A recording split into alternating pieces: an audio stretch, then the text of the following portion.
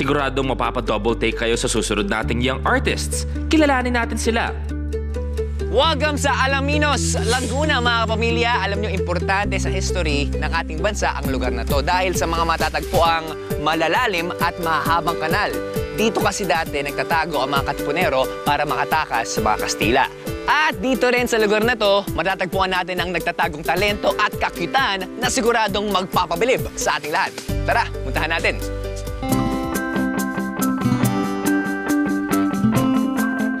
Si Alicia. Ako po si Ezra. At kami po ang Villarus Twins. 11 years old, taga Cabuyao, Laguna. Mahilig po kami mag-swimming po, kaya po ganito yung kulay namin. Mahilig din po kami mag-dress ng damit po.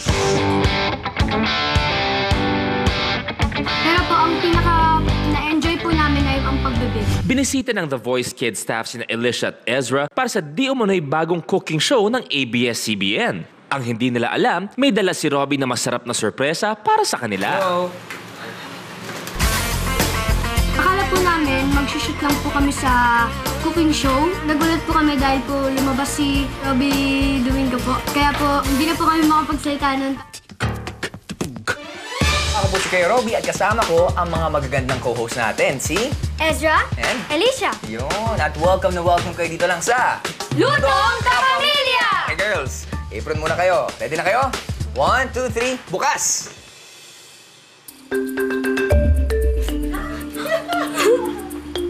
Hindi po talaga ako makapaniwala. Sinilip ko po talaga kung tama ba yung nakita ko. Tapos nakita po talaga yung The Voice Kids. Ezra, Elisha, pasok na kayo sa blind auditions ng The Voice Kids!